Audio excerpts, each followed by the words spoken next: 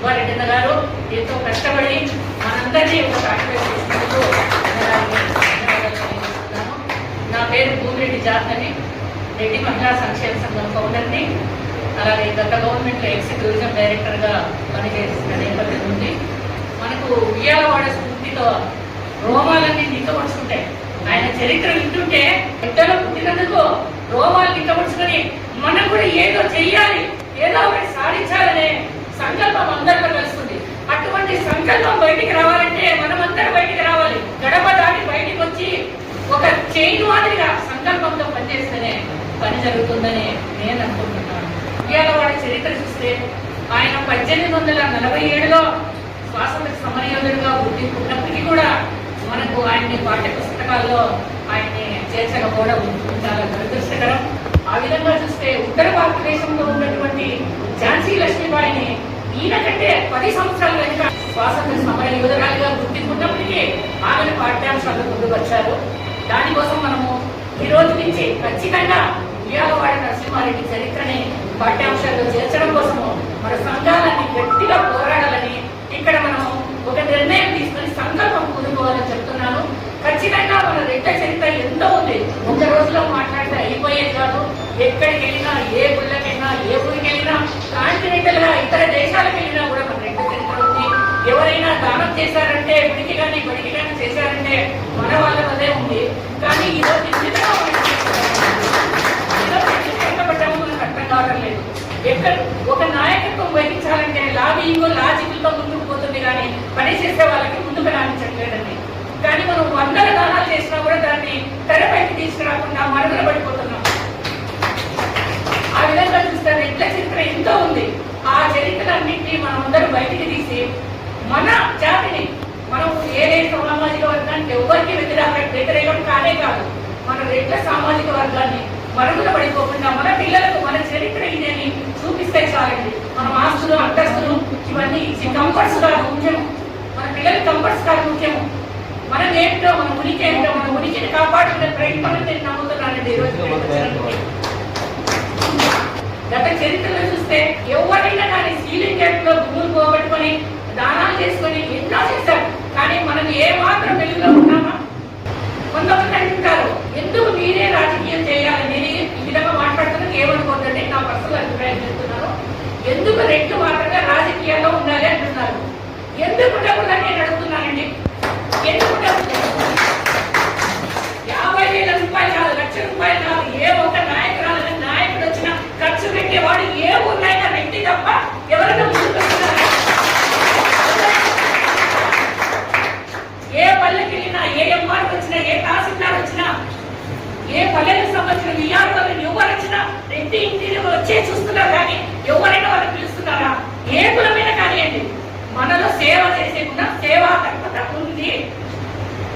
ఆ సేవని సంఘంలో నివసిస్తున్నాం కాబట్టి మన దగ్గరికి అన్ని కులాల వారు 10 మంది చేరుతున్నారు కాబట్టి మనం ముందుకు వెళ్తున్నాం. రాజకీయాల్లో కావచ్చు, నాయకత్వంలో కావచ్చు, నాయకత్వ లక్షణాలు ఉన్నాయి. నాయకత్వ లక్షణాలు ఉన్న వాళ్ళని తీసి మనం ఎదగని వాళ్ళని. ఈరోజు అన్న వాళ్ళు ఎంతో మంచి కార్యక్రమం చేస్తున్నారు. ఇంత మంచి కార్యక్రమానికి మనం ఎంతో కష్టపడి వచ్చినాం అనుకుంటున్నాం. వాళ్ళు ఎంత ఒక తాటిపైకి ఈ సంఘాలను తీసుకురావాలంటే ఆశావాస విషయమా? ఒకటి ముఖ్యంగా అన్న వాళ్ళు ఎవరో చెప్పారు మనకు ఈగో అని. ఆ ఈగో వల్లనే మనమే ఇంటికి అదోపాతాలను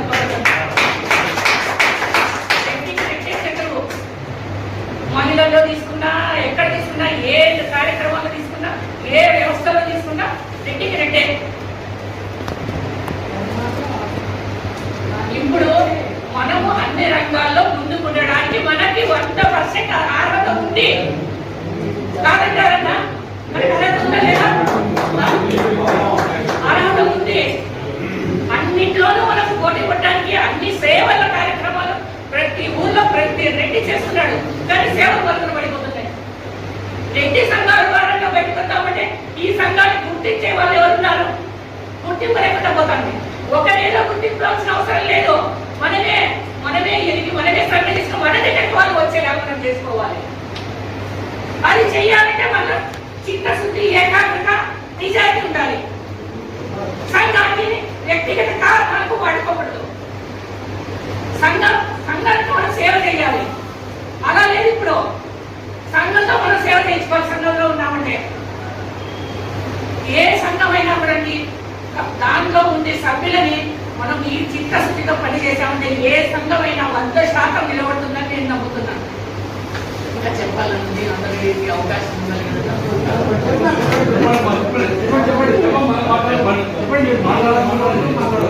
ఈరోజు మనము బుడ్డ వెంకటరెడ్డి గారిని కూడా అందరికీ తెలిసిందే కదా. ఈరోజు ఆయన ఇచ్చిన చేతికి బంగారు పథకాన్ని విక్టోరియా మహారాణి ప్రజెంట్ చేసిన విషయం మనందరికీ తెలిసిన విషయమే.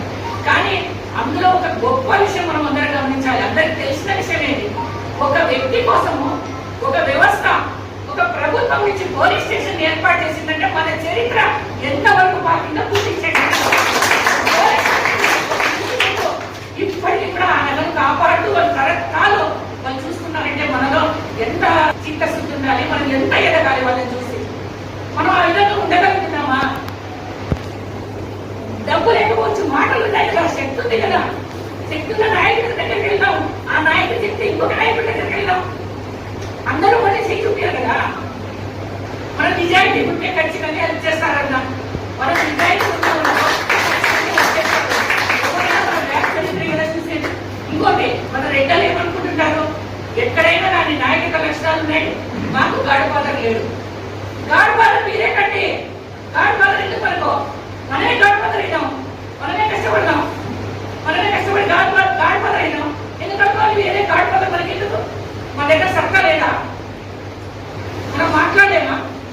ఏం మాట్లాడుకుంటే కొంతమంది బాగా మాట్లాడుతూ కొంతమంది బాగా మాట్లాడలేరు. అంటే నాకు సమావేశాలు ఇస్తే వస్తాయి, మాట్లాడతాం. ఎందుకు మాట్లాడలేదు?